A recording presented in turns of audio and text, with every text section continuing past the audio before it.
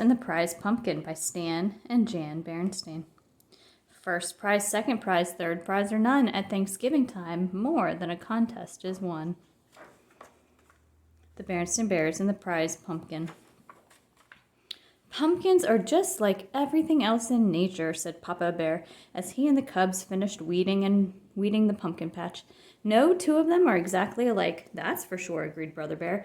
Look at that funny flat one, and that lumpy one over there. Then there was the giant, which is what Papa had named one that just seemed to be getting bigger and bigger. Why is it that no two things are exactly alike? Asked Sister Bear. It's just the way nature is, answered Papa. Time to wash up for supper, called Mama Bear from the treehouse steps. What about Queenie McBear's twin brothers? Asked Sister. They certainly look a lot alike, said Papa, but I've noticed that Mrs. McBear can tell them apart quite easily. In you go, said Mama, shooing her family into the house. But Sister didn't go right in. She stood on the stoop for a moment and looked out over Bear Country. It was well into fall, so the days were getting shorter. Halloween had come and gone. Pretty soon the Bears would start thinking about Christmas. But right now, Bear Country was aglow in the setting sun. Farmer Ben's well-kept farm looked especially fine, with its baled hay, corn shocks, and pumpkins casting long shadows. I guess nature's pretty amazing, Sister said, as she looked out over the beautiful scene. It's the most amazing thing there is, said Mama. Come on now, in you go. Farmer Ben's farm sure looks beautiful in the setting sun, said Sister as the family sat down to supper. Humph, said Papa grumpily. Farmer Ben's not such a much. Not such a much, said Mama. Why, Ben is the finest farmer in Bear Country, and besides, he's one of your best friends. That may be so, said Papa, but earlier today he came by and said, Nice little pumpkin patch you've got there, Papa. What he said is true, said Mama, especially compared to his fields and fields of pumpkins. That may be so too, grumbled Papa, but I don't like the way he said it. He sort of chuckled. My patch may be small, but the giant is big. It may be the biggest and best pumpkin in all Bear Country. Now, what do you think about that? I think you're being oversensitive, said Mama. Come, let's clear the table so the cubs can do their homework. Brother and Sister sighed as they spread their books out on the table. What's that all about? Asked Papa. Oh, I was just thinking, said Brother. With Halloween over and Christmas almost 2 months away, there's nothing to look forward to. That's right, added Sister. Nothing except lots of homework. Oh, is that so? Protested Mama Bear. It just so happens that there's something very important to look forward to. A very special holiday called Thanksgiving. That's when we give thanks for all the wonderful... Your Mama's absolutely right, interrupted Papa. He pointed to a notice in the evening paper. It said, Don't forget this year's Thanksgiving festival. Entry blanks for the big pumpkin contest available at City Hall. Thanksgiving's a very important holiday, especially this year, because we're going to enter the giant in the pumpkin contest and beat the pants off Farmer Ben. But Papa, he's a professional, said Brother. He's won the contest 10 years in a row. All the more reason to teach him a lesson. Come on. Let's go out and check up on the next heavyweight pumpkin champion of Bear Country, he said. Now it was Mama's turn to sigh. Thanksgiving was about giving thanks, not beating the pants off Farmer Ben. Isn't it a beauty? Papa said after they admired the giant. Across the road they could see a field of Ben's pumpkins. There were lots of fine ones, but none that measured up to the giant. There's homework to be done, called Mama Bear from the house. As they left, the cubs asked Papa, Aren't you coming in? Nope, he said. I'm going to stay out here a little while and watch the giant grow. And grow it did. It grew bigger, rounder, and oranger every day.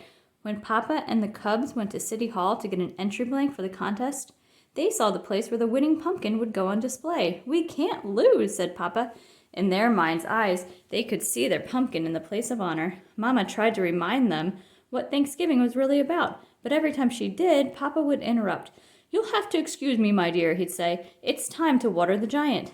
He not only watered it on a regular schedule and gave it special plant food, he also covered it with a blanket at night and tucked it in against the cold. One afternoon, the cubs got off the school bus with something important to tell Papa, but they were stopped in their tracks by what they saw. He was talking to the giant.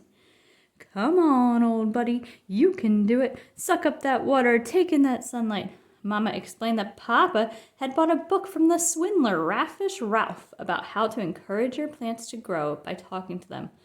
"Well," said Brother, "I don't suppose it can do any harm." "It sure could harm his reputation," said Sister, "if anybody saw him talking to a pumpkin." Papa?" Brother said, "A cub at school told me he went on a class trip to Ben's farm and saw some pretty big pumpkins, especially one really big one that Ben calls the monster." "We've got to get a look at it," said Papa. That evening, Papa and the cubs climbed through the fence into Farmer Ben's field. They saw some good-sized pumpkins, but none to match the giant. "Maybe it's behind the barn," whispered Papa. Suddenly, a light shone on them, and they heard Ben shout, "Prowlers in the pumpkin field! Get me my pitchfork!" They got out there so fast Papa tore his overalls climbing through the fence. "What have you been up to?" asked Mama Bear when they got home. "Nothing much," said Papa, "just strolling in the moonlight." The weekend before Thanksgiving arrived, and it was time for the big festival. The Bear family got there just in time. The pumpkin judging was about to begin. There were many fine pumpkins in the contest, but Papa was sure that none could measure up to the giant. Until he saw the monster. It was at least as big and round and orange as his pumpkin, and maybe, just maybe, a little bigger, rounder, and oranger. The bears waited nervously while the judges studied, measured, and weighed, and then studied, measured, and weighed some more. Finally, they made their announcement. "The first prize winner and still champion." Of course, that meant Farmer Ben had won. It was close. It turned out that Ben's monster was just a little bigger, rounder, and oranger than Papa's giant. But that wasn't the worst of it. The giant didn't even come in second. A beautiful pumpkin grown by Ms. McGrizz won second prize. The giant came in third. Papa and the cubs were crushed and very quiet as they pushed their third prize winner home. It wasn't until they reached the crest of a hill that overlooked Bear Country that Mama decided to have her say.